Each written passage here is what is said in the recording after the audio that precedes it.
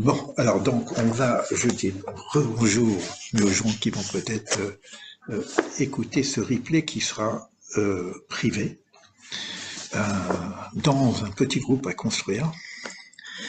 Et qu'est-ce que je veux dire, c'est qu'on va reprendre les enseignements qu'on a partagés. Là, on termine un livre, on a terminé le livre du Patar Eliyahu, qui est l'ouverture d'Élie.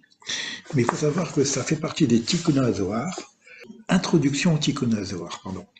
Donc il y a une introduction au Tikkun HaZohar, après il y a les Tikkun HaZohar, c'est 70 textes. Et il y a donc à peu près 17 introductions. Et la dernière introduction, c'est celle du Patach Eliyahu, que nous lisons euh, tous les jours pour les personnes qui vont dans des synagogues ou un petit peu avancées, quoi. Hein. Maintenant, ce que je veux dire par rapport à ça, quand on regarde que la traduction et qu'on connaît les livres de Kabbalah, le Zohar notamment, bon, on se demande qu'est-ce qu'on a gagné. On voit pas.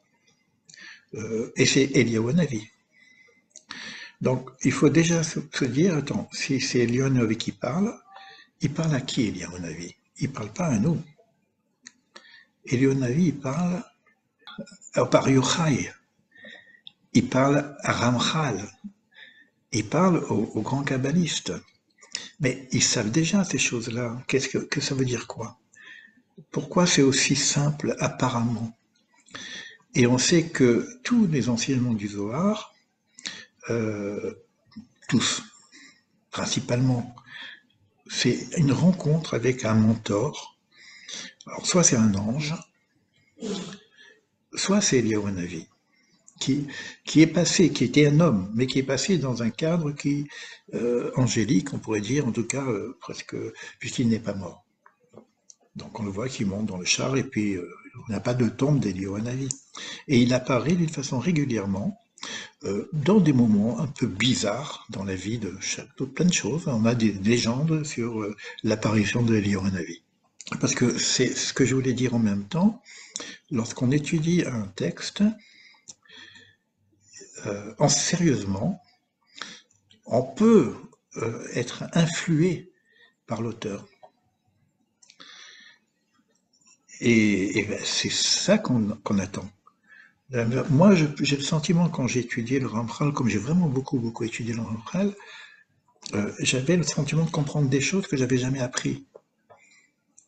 Et est-ce que j'étais influencé? Est-ce que je le savais d'une autre vie? J'en sais rien, quoi. Hein.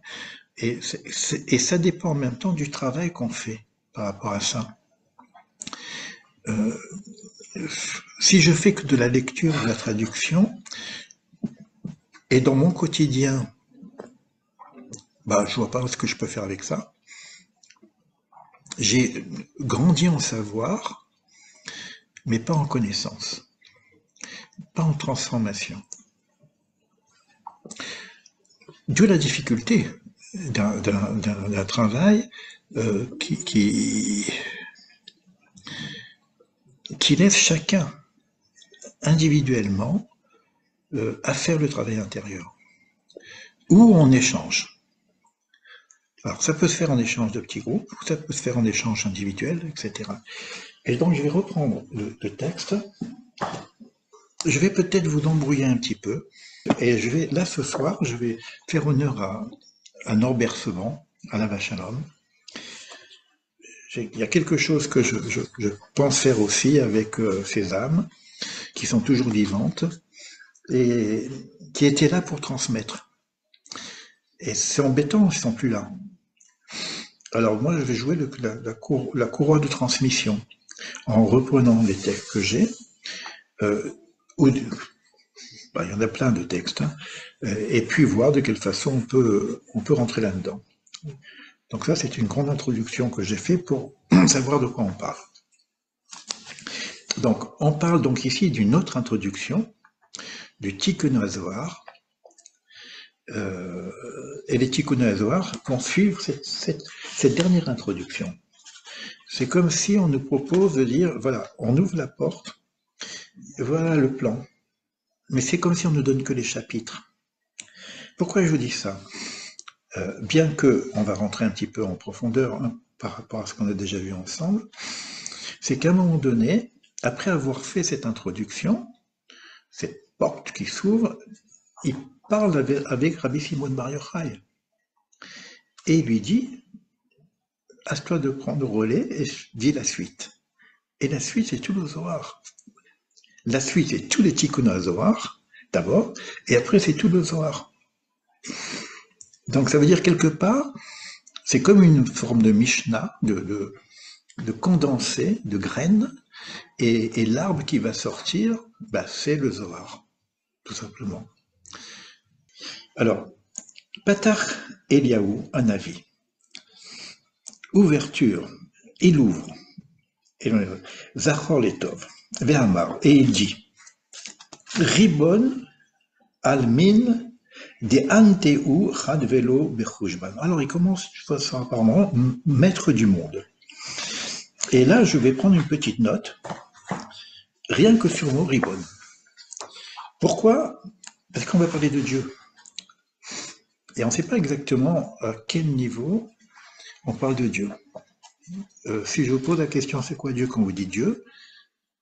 Je ne sais pas ce que vous allez répondre. Il y a maintenant dans la Kabbalah la notion d'Anagat Hashem, d'influx divin, et à quoi, où est-ce qu'on parle? À quel niveau on parle? Par exemple, on sait qu'il y a un niveau qui s'appelle la Nagat, hein, la conduite du divin, il y a un niveau qui s'appelle le Mishpat, la justice divine. Si je pense à la justice divine, je pense au rapport entre mes actions et les réactions que j'aurai. Donc je parle au Dieu de la justice. Et si je parle au Dieu de la justice dans le cadre religieux, je parle au Dieu qui m'a donné la Torah et qui m'a donné les mitzvot, les commandements. Et là, je peux faire un bilan par rapport aux commandements que je ne fais ou que je ne fais pas. Mais il y a d'autres niveaux. Il y a un niveau qui s'appelle Anagat Yichud. C'est le niveau de l'unité.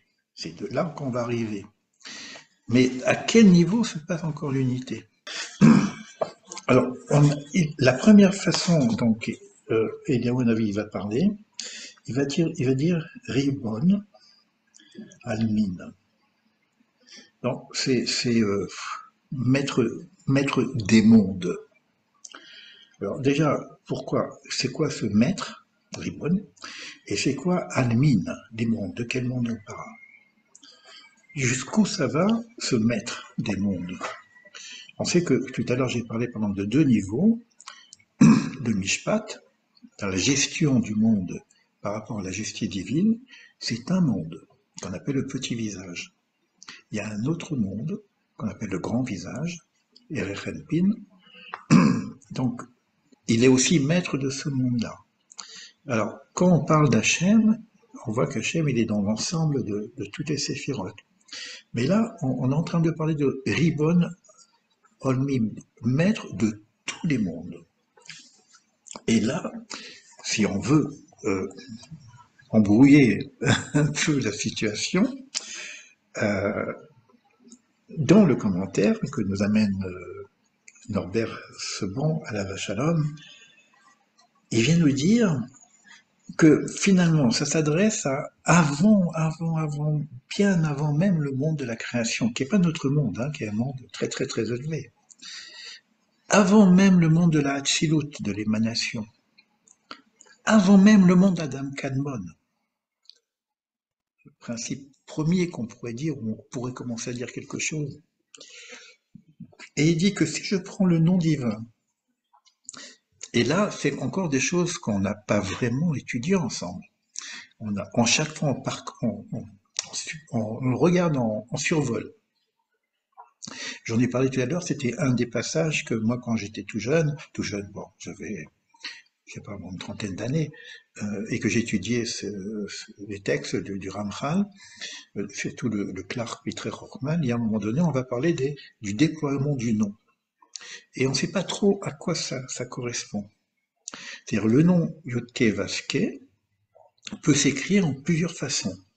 Le Yud, il s'écrira toujours pareil, un Yud Vav Dalet, Mais déjà, le et, il peut s'écrire de plusieurs façons. Il peut s'écrire et, deux fois et. Il peut s'écrire et, aleph, et.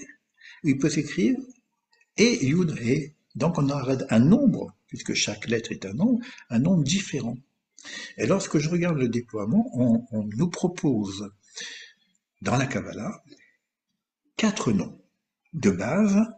Il y en a d'autres encore, hein, mais déjà, puisqu'on parle souvent de 4 mondes, les 4 mondes, on va en parler tout de suite, qu'on appelle des partsoufim aussi, on va nous parler de 4 bases de ce nom divin. Et donc, si vous avez un stylo, vous pouvez prendre note, et vous allez faire un petit calcul. Vous avez un nom qui vaut 72, qu'on appelle Rav, Aïn Bet.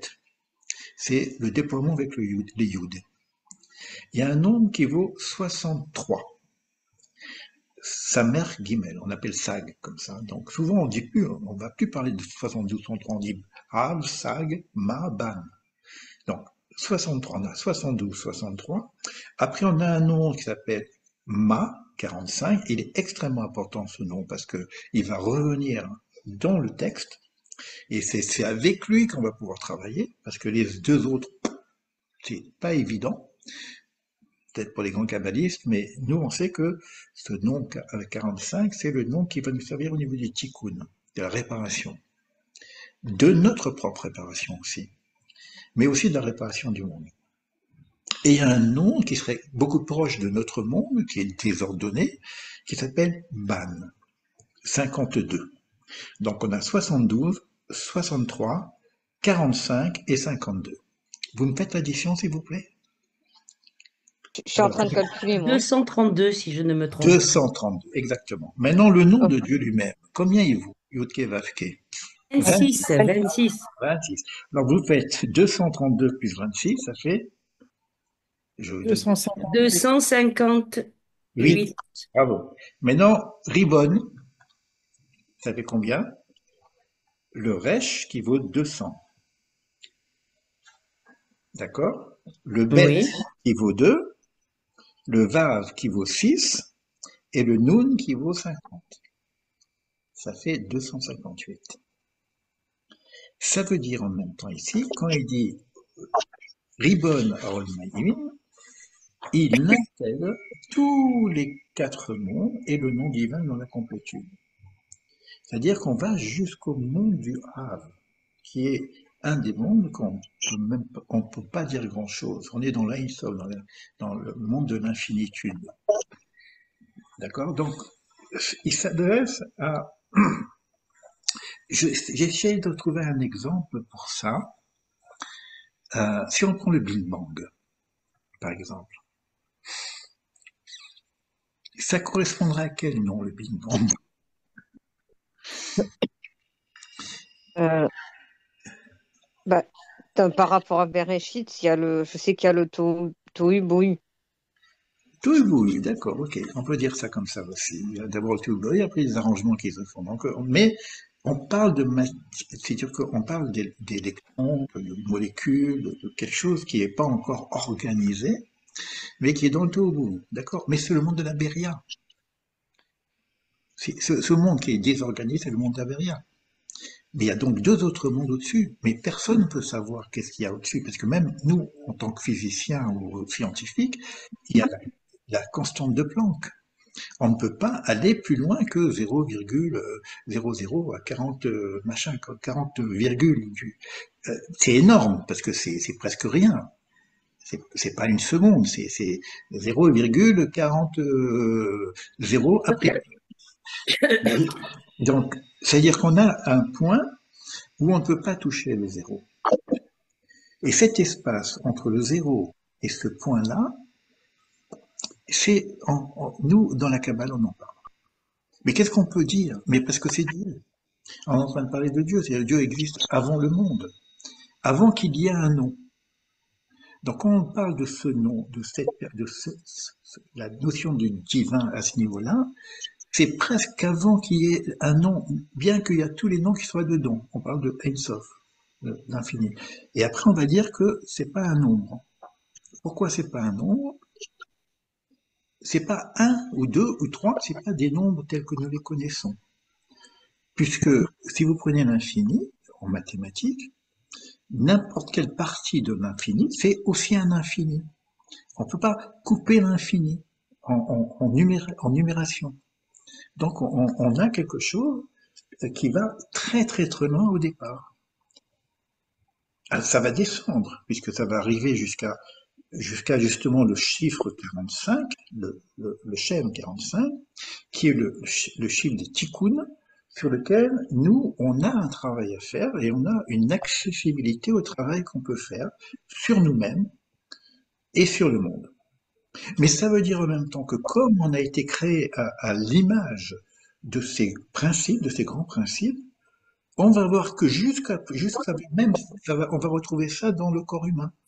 On va retrouver ça dans les plantes. On va parler des éléments, etc. C'est-à-dire qu'il y a une lumière qui vient du non nommable, qui va descendre dans tous ces mondes jusqu'à la matière. Donc ça commence par ça. Et ça veut dire que je dois comprendre qu'est-ce qu'il s'agit, de quoi il s'agit, et ça va nous demander notre travail, où on prend le Clar, par exemple, parce qu'il a développé, ou on prend le Zohar, ou on prend le Jardin des Grenades, parce que il donne pas tout, Eliyahu Hanavi, il donne des chapitres. Et en gros, il dit ici, voilà de quoi on va parler. Et mais c'est Rabbi Shimon Bar Yochai qui va donner le développement après. C'est tout le Zohar. Donc on est dans une forme de concentration de termes. Mais en quoi c'est extrêmement important par rapport à nous-mêmes? C'est que quand je suis en étude, ou en prière, ou en relation avec le divin, alors soit je suis en relation avec le divin de façon générale, et je sais de quoi il s'agit lorsque je m'adresse à Dieu, soit je m'adresse à une partie spécifique. Je ne m'adresse pas aux séphirotes, on n'a pas le droit. Mais je sais que je suis dans une relation spécifique. Et après, je vais avoir le Dieu d'Abraham, d'Isaac, de Jacob, etc., des prières, mais où j'en suis moi par rapport à Dieu? Qu'est-ce que je peux avoir comme révélation saisissable? Le Da'at Vonot commence, va jusqu'où tu peux saisir, saisissable. Il parle de saisissement. Et le reste, tu le mets dans l'enseignement, dans la Mouna, mais tu sais on nous donnera des données, c'est raison de savoir, mais c'est pas saisissable. Et comment je pourrais savoir ce qui est saisissable? Qu'est-ce que je pourrais faire comme prière pour être connecté avec le saisissable? Parce que là, on va nous parler du non saisissable. Mais bon, c'est pas pour nous dire qu'on peut rien connaître. C'est pas la peine d'en parler dans ce cas-là. C'est pour nous amener au saisissable. Mais comment je peux savoir ce qui est saisissable? Pas d'une façon générale, simplement. Je peux savoir qu'est-ce qui est saisissable d'une façon générale, et il va en parler. Il va nous dire, voilà, là, on peut saisir, mais pas tout le monde. Alors, il y a deux questions.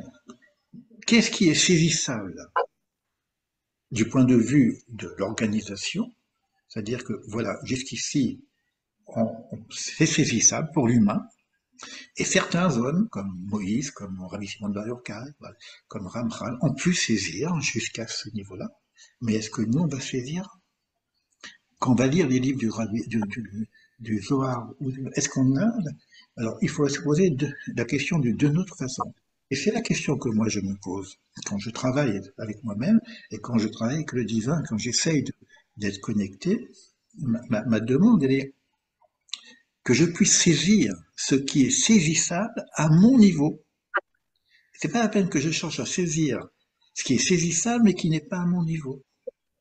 Donc, cette posture nous met en alignement avec notre récipient, notre capacité à recevoir et l'influx divin. Mais l'influx divin, aussi petit qu'il soit, c'est un point de l'infini. C'est ça la puissance du divin. Puisque l'infini ne peut pas se diviser en nombres. Donc, même si je n'ai pas la capacité de recevoir à l'image de Moïse ou à l'image, etc., je vais recevoir à mon niveau. Mais comment dire, la graine souche, c'est la même. Et c'est pour ça que ça va être extrêmement rigoureux, même pour les gens sages, lorsqu'on rentre là-dedans. C'est-à-dire qu'on va faire très attention de ne pas court-circuiter l'influx. Parce que si moi je rentre là-dedans et je court-circuite l'influx, c'est pas simplement je court-circuite en moi-même, je court-circuite aussi à un certain niveau au niveau du monde. Mais si je répare, c'est pas que je répare en moi-même, c'est que je répare aussi à un certain niveau au niveau du monde. Vous voyez, donc ça c'est juste la première phrase. Déjà, en tout cas, on va avancer. Donc, dans la suite, on va nous dire, tu es un, alors, Ribon Almin, des Anteuchad, c'est de l'araméen, tu es un, Vélo Bechouchban, et non par le nombré, par le nombre. C'est-à-dire que c'est quoi ce un qui n'est pas un nombre? Et puis, on dit un, c'est embêtant. Donc, on va avoir l'idée qu'on est en train de parler du monothéisme. Ben, il y a un seul Dieu, un créateur. Il n'y en a pas deux, la cause des causes. Mais ça, je peux dire que c'est un. Alors que c'est pas ça. Alors, c'est quoi Echad? C'est quoi un? C'est un très très très grand secret. Et hier, j'étais en train de... Je vais prendre un autre livre. Il y a une phrase de base qui est la phrase fondamentale. Et j'ai appris qu'il y a deux façons de l'écrire avec Rabbi Pinchas. Mais je vais prendre la façon simple. Et c'est vrai que si je rajoute pas quelque chose, il va me manquer un fondamental. Je parle du schéma Israël. En tout cas, j'espère que vous le connaissez. Écoute Israël, Dieu notre Dieu, Dieu est un. C'est une phrase clé qui va reprendre la notion du un. D'accord? Quand je lis le texte, schéma Israël, Hachem Elokeinu. Déjà, j'utilise deux noms. Hachem, Yud-Kevavke, Elokeinu, Elokim. Hachem, Echad. S'il est un dans cette notion-là, il ne peut pas y avoir un Dieu Elohim et un Dieu Hachem. Et c'est tout le secret, d'ailleurs c'est le début du Ramchal, Hachem ou Elohim. Donc la conjonction, l'unification entre le principe Hachem, transcendant, et Elohim, créateur. Or, il y a une différence quelque part entre le transcendant et l'immanent. Et dans l'immanence, on a ce monde. Mais dans la transcendance, on a le monde vrai, qui était en projet. Donc, dans cette notion d'Hachem ou Elohim, comment je vais relier les deux? Par le travail que moi je pourrais faire. Mais ça veut dire, je ne sais pas. Pourquoi c'est marqué écoute? Écoute. Et 3 fois par jour, je dois le dire. Écoute Israël, Hachem le Kenyan Hachem Echad. C'est-à-dire, écoute. Donc, il faut, tu te rappelles, tu le saches. C'est comme si c'était une invitation à savoir. Mais on ne sait pas. C'est juste un rappel permanent. Et ça, on sait maintenant qu'on ne sait pas. Le vrai un. Mais si on arrivait à ce un, la suite de l'histoire est totalement différente. Parce que si je regarde sur la Emouna, la foi, je sais, bon, mais je ne sais pas vraiment ce que ça veut dire. C'est pour ça que c'est extrêmement important, cette petite introduction que nous donne Eliyahu Hanavi. La suite, n'a pas de sens, dans la mesure où je ne sais pas de quoi je parle. Tu aimeras, Va'afta et Hachem, Elohecha, bechol levavcha. Tu aimeras Hachem, Yud-Kevavke, ton Dieu, Elohim, de tout ton cœur, de toutes tes parties du cœur, bechol nafshecha, de toute ton âme, ou bechol meodecha, de tous tes moyens. Alors, mais ça veut dire que ça, on ne peut pas le faire si je n'ai pas la connexion avec le Yichud. Et vous allez voir que ça va s'éclaircir en même temps. Comme je n'ai pas la connexion avec le Yichud, je vais passer à un autre niveau. Là, c'est l'amour. Je vais passer à un autre niveau qu'on appelle la crainte, le respect. Et là, je vais faire attention de respecter ce qui m'est demandé. Donc, je rentre dans le mishpat, cause à effet. Mais je pourrais avoir cette notion de... Qui est-ce qui peut honnêtement dire, il sait ce qu'il dit quand il dit l'amour de Dieu? C'est pas au niveau du cœur, on va le voir d'ailleurs. C'est beaucoup plus que ça. C'est pas un sentiment, c'est pas une émotion. C'est une connaissance. Et comment ça marche? Si, et là je vais vous dire la lecture maintenant autre. Si, schéma Israël, si j'arrive à intégrer ce Yichud, ce 1, alors, Ve'afta, et tu aimeras, c'est pas dire aime. On peut pas forcer quelqu'un à aimer. Si j'ai le Yichud, alors je serai dans l'amour. Alors, ve'afta, le vav c'est un vav inversé, c'est un passé qui devient futur. Tu aimeras, c'est d'ailleurs traduit comme ça. Tu aimeras. On ne peut pas dire aime, il n'y a pas une injonction. Et après, dans la partie du Mishpat, on voit d'ailleurs, Ve'ayim shamo atishmeu, si vous écoutez ma voix, si vous écoutez mes commandements, que je vous dis aujourd'hui, que je vous ordonne, Ayom, c'est quoi le commandement? Ve'afta et Hashem Elohecha. On reprend le truc. Ça bascule dans une forme de commandement, mais c'est dans le Mishpat. C'est-à-dire que je vais passer dans le respect de Dieu et le respect de suivre ses commandements. Mais si je respecte pas, il y a des conséquences. Mais dans l'amour, il n'y a pas de conséquences, il n'y a que de l'amour. Ce qui fait que la justice est un vêtement. Et Eliyahu Hanavi, quand il nous parle de cette notion-là, qui est inaccessible quelque part, il veut nous donner comme une forme d'instruction pour toucher ce principe d'amour. Pourquoi? Parce que Echad égale 13, amour égale 13. Et les deux ensemble, ça fait 26. Donc ça, il faut le découvrir quelque part. Même si on est dans la connaissance, c'est-à-dire dans le savoir, pour pouvoir l'intégrer, c'est que presque un dialogue qu'on doit avoir avec le divin. On fait ça dans les deux dégoûts. C'est-à-dire, moi, quand je dis révèle-moi ce qui est révélable à mon niveau. Donc, je vais attendre quelque chose de saisissable, puisque ce que je vais recevoir comme information, et je peux partir aussi même d'une problématique. Et dans cette problématique, je sais pas, j'ai pas la solution. Et j'ai besoin de ne pas réfléchir par moi-même, j'ai besoin d'être influé par le divin. Et comment je peux être influé par le divin? Alors je vais lui dire, donne-moi la réponse. Mais alors, quand je demande un niveau de révélation qui est la révélation possible, et on va le voir, il va nous expliquer après à quel niveau on peut, d'une façon générale, des parties qui sont cachées, occultes, et les parties qui sont révélées, même si nous on les connaît pas, mais c'est déjà révélé.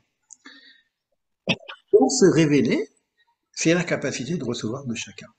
C'est-à-dire, si je fais pas le travail, même ce qui est révélé, je peux pas l'avoir. Je peux éventuellement le savoir, parce que je l'ai lu dans un bouquin, dans une traduction, mais est-ce que je l'ai eu à l'intérieur de moi-même? Est-ce que parce que c'est votre carte qui change, hein, c'est un changement de paradigme, à ce moment il y a tout, c'est un basculement complet entre votre personne et quelque chose en vous qui est au-delà de votre personne. C'est comme ça que moi je lis ces textes-là. C'est-à-dire, j'essaie de voir à quel niveau je peux saisir, tout en restant très humble. Et en même temps, cette notion de dire, on va continuer la suite, hein, parce que, alors, il nous avait dit que il s'agit donc de l'ensemble des mondes. Il faut connaître un petit peu l'arbre séphirotique et la répartition de cet arbre au niveau de ce qu'on appelle les mondes. Les mondes, on les appelle aussi les parsoufim. C'est un peu différent des séphirotes. Ce sont des mondes pleins. Tu vois, quand vous prenez les séphirotes, je pourrais prendre un dessin peut-être pour vous aider, mais bon, vous connaissez l'arbre de vie. Je le mettrai, c'est ce que je vais peut-être relire, donc je mettrai l'arbre de vie, vous l'avez toujours. Vous avez en bas, dans la Malchut, le monde qu'on appelle Ashia. Mais la Malchut, elle a un nom, c'est le féminin, Nekva.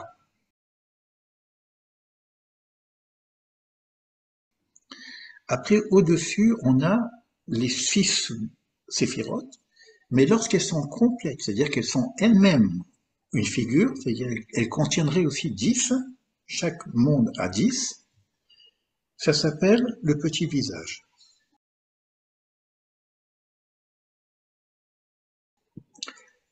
Et au niveau des noms qu'on a prononcés ici, on a le nom Ban qui est dans la Malchut, mais ça je mettrai des PDF pour ça, ne vous inquiétez pas, parce que sinon, bon, c'est comme ça qu'on va avancer. Qu'on a en bas, qui est pratiquement notre monde, mais en désordre, et on a au-dessus le monde de la Yetzira. En bas, on est la Ashia, l'action, là où nous en sommes, et au-dessus, on a le monde de la Yetzira, le monde des formes. D'où le Sefer Yetzira. Mais c'est aussi le monde du Tikkun. C'est-à-dire ce qu'on va apprendre plus tard, quand il va nous donner un nom, Yudke Vavke, mais déployé, il va nous parler de ce nom qui vaut 45, qui est dans le monde de la Yetzira, qui est un monde très élevé, qui peut nous amener au Ruach HaKodesh, parce qu'il y a aussi le Nefesh, notre monde, au-dessus c'est le Ruach. D'accord? Dans les 6, qui sont dans le corps. Ça veut dire que si je veux comprendre la réorganisation de ce monde, et donc de mon monde, puisque moi-même je ne suis pas fini, j'ai des outils. Ça nous est donné. Ça nous est donné. Ça nous est donné de pouvoir saisir ces choses-là. Ça nous est donné de pouvoir travailler et de réparer. Alors, il faut le livre. On a le Sefer Yetzira. On a les livres pour ça. Et donc, tout ce qu'on va développer, c'est pour nous donner les instruments, les formes, et c'est qu'est-ce qu'il y a dans ce monde de Yetzira? C'est les 32 voies de la sagesse, c'est les séphirotes, et c'est les lettres hébraïques. Donc, je vais apprendre les lettres hébraïques, mais non, mais pas simplement pour savoir comment, mais parce que je sais que ce sont des outils de travail. Et sur moi-même, et éventuellement sur le monde, et éventuellement pour la guérison, et pour tout ce que vous voulez. Donc, on nous invite à rentrer dans ces mondes-ci. Je vous ai parlé que de 2 mondes. Le 3e monde, qu'on appelle la Beria, la création, qui n'a rien à voir avec la création telle qu'on parle en français. Je l'ai dit 1000 fois, mais il faut que je le répète. Et que quand vous lisez les 6 jours de la création, ça n'a rien à voir avec l'homme, les arbres, etc. On est dans le monde des principes, qui va venir s'incarner plus tard. Ça s'appelle le monde de la Beria. Ce monde de la Beria, on appelle ça l'œuvre de la création. Maaseh Bereshit. C'est un monde très occulte, qui est réservé pour les initiés. Et on ne peut pas étudier ça à plus un certain nombre de personnes qui peuvent rentrer dans ce monde-ci. Mais c'est saisissable. Et où se trouve ce monde-là? Et c'est là qu'on apprend, bon, je vous donne un petit peu les éléments pour qu'on puisse avancer. Il se trouve dans la Bina, la matrice, la mère. C'est le monde de la Ima.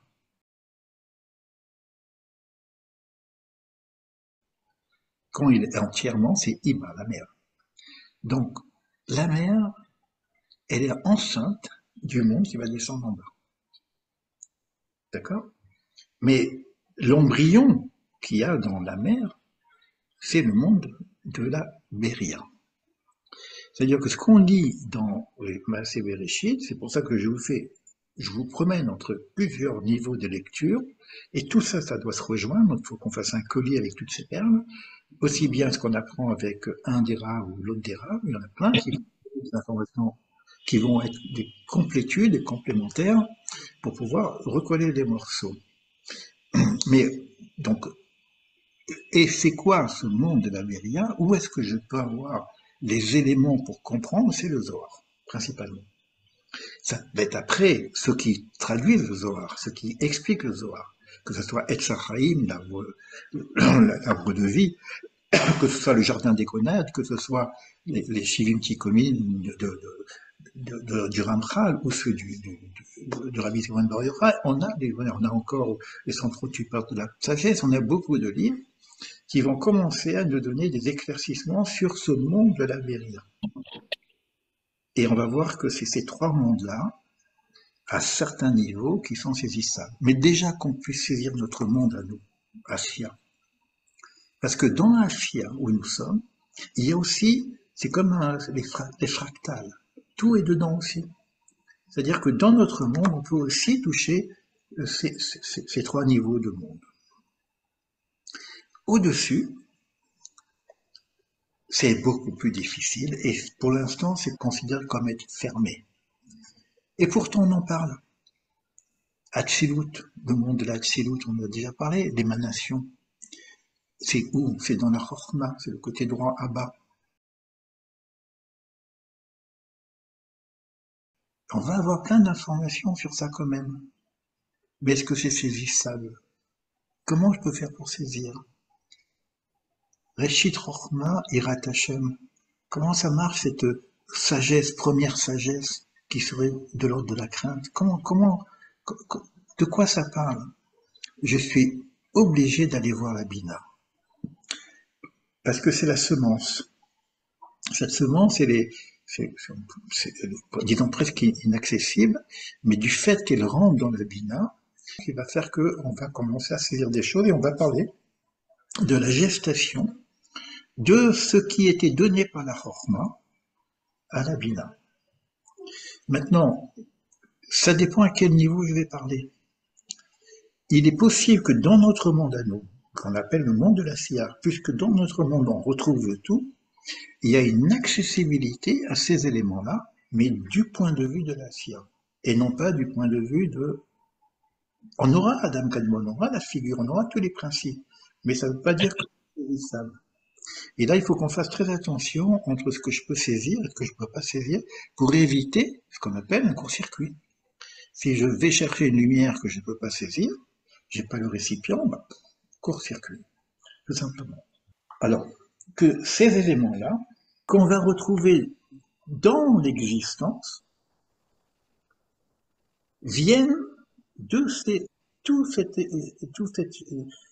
cet enchaînement de monde et de lumière qui va descendre jusqu'à ce monde, jusqu'à la matérialisation. Et on a des livres comme le Ramak qui nous ramène, le Ramak ici, le Ramak c'est le jardin des grenades, qui dit une chose très simple. L'existence des mondes, le fait que les mondes, pas notre monde, existent, démontre nécessairement qu'il existe quelque chose qui serait le principe 1 et qui serait le gestionnaire de la totalité. Donc le 1, c'est pas un chiffre simplement, c'est quelque chose qui est dans la pluralité, dans tous les 4 mondes, les 5 mondes, etc.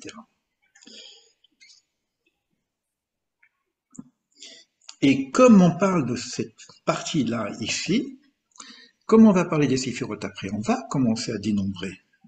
On va commencer à avoir des formes ou des éléments. Les lettres, c'est bien séparé, donc on va commencer. Ici, on peut rien séparer, on peut rien dénombrer, on peut rien mesurer, on peut rien couper, c'est de l'infini. Il reprend ici dans son explication qu'il existe en effet de nombreux mondes cachés, même on en parle de cela, mais il y en a encore bien plus, qui se situent au-dessus de tout ce qu'on est en train d'apprendre. C'est pour ça que je donnais l'exemple du Big Bang. Je peux aller jusqu'à un moment donné, et puis après, je ne sais plus l'information. Donc il y a quelque chose qu'il faut, et ça va nous donner une certaine humilité. C'est-à-dire que dans la relation avec le divin, il faut voir que, c'est pour ça qu'on parle d'une forme de séparation, quoi, une forme moi j'aime bien Planck, il se planque derrière la constante de Planck. Ça, c'est le début. Là, je suis en train de regarder les commentaires de Norbert Lebrun, hein, la vache à l'homme. Hein. Alors, maintenant, il va nous parler. Alors, tu n'es pas un nom. Après, il nous dit, tu es, alors, supérieur à tous les supérieurs, tous les mondes, comme on vient de dire, plus caché que tous les cachés. Ça veut dire qu'on sait qu'il y a un monde qui est caché. On dit, bon, celui-là est caché. Non, mais derrière le caché, il y a encore un autre caché. Et derrière ce caché, il y a encore un autre caché. On parle de Dieu. C'est énorme. Faut savoir qu'on ne peut pas parler vraiment de son essence, qui est tellement de l'ordre des mondes enfin, c'est comme l'astrophysique, on ne peut pas aller jusqu'au point zéro, tout simplement. Nulle pensée ne peut te percevoir d'aucune façon, et là, et c'est là que le texte est important au niveau de la façon dont c'est écrit, Ante ou deafkit aser tikunim. Et donc, tu vas maintenant, comme on a tout parlé que d'un perceptible, tu vas produire 10 tikkunim qu'on va nommer les 10 séphirotes. C'est là que ça commence pour nous de commencer à travailler. Parce que d'ailleurs, tout ce que je vous dis, si vous ne connaissez pas les séphirotes, vous ne pouvez pas même pas mettre les mondes, etc. Et s'appellent des tikkunim, des réparations. C'est-à-dire que c'est pas simplement que Dieu ne peut pas être saisissable au niveau de son essence, mais on va pouvoir le saisir au niveau de son émanation, de sa conduite, la façon dont il gère le monde, donc les séphirotes. Mais ces séphirotes-là, elles vont nous servir à faire des réparations, des arrangements. C'est comme si le petit enfant n'est pas encore complet. C'est comme si nous ne sommes pas finis, que le monde n'est pas fini.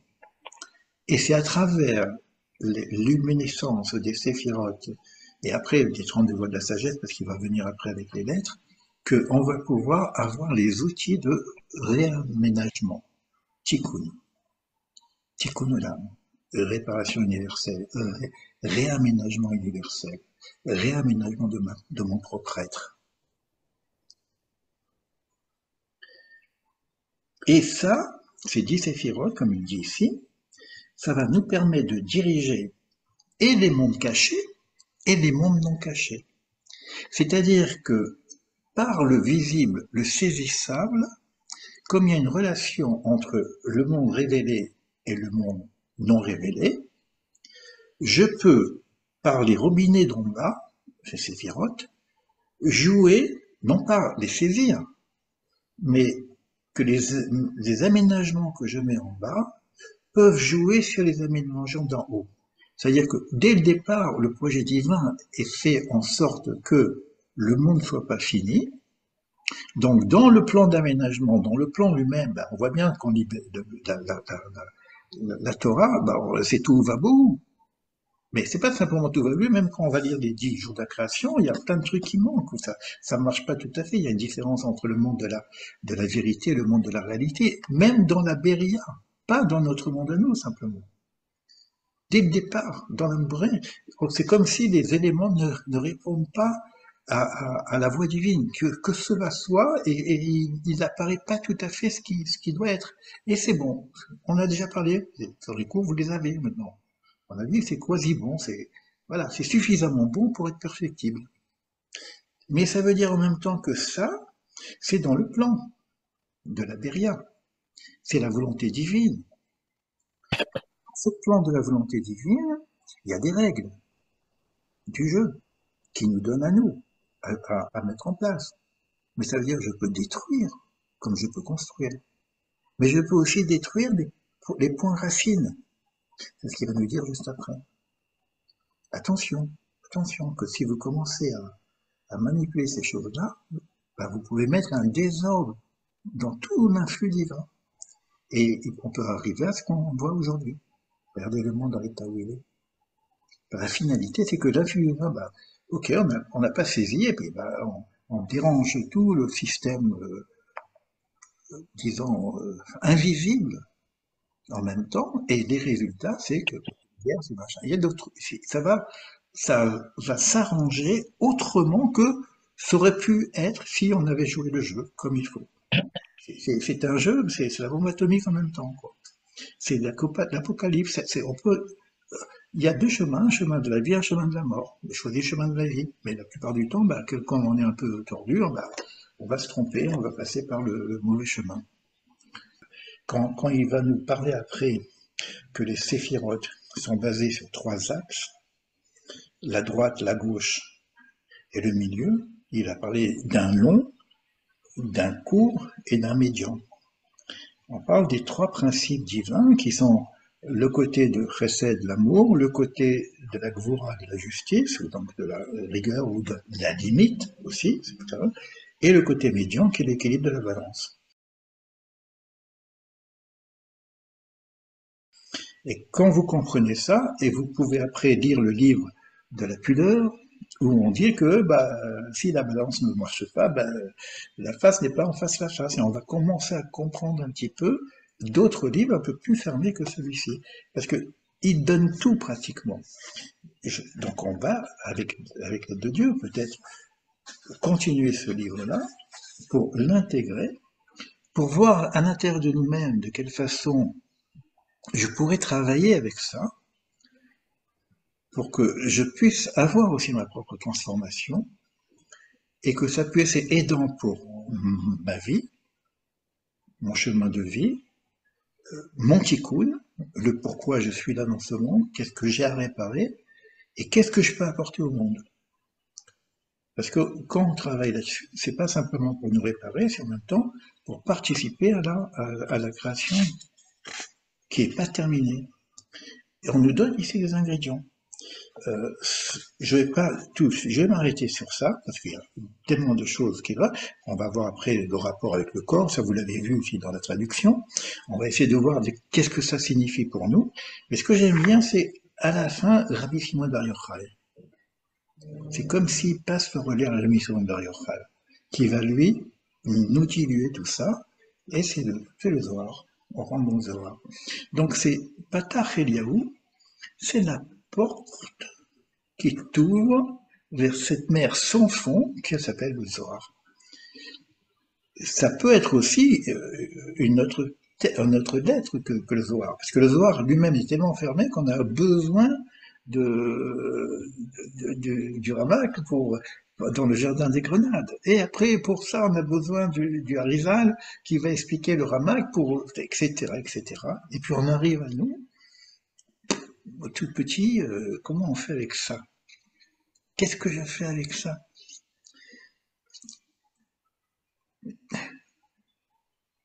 Je pense qu'on peut faire quelque chose avec ça. En tout cas, moi, si je fais quelque chose avec ça, vous pouvez le faire. Ça, c'est certain. C'est pas, c'est pas sorcier. C'est pas de la magie. Parce que c'est toujours par rapport à la bina. Voilà, je voulais faire cette introduction. Vous comprenez que ça, je peux pas le partager. Je peux pas le mettre en grand public.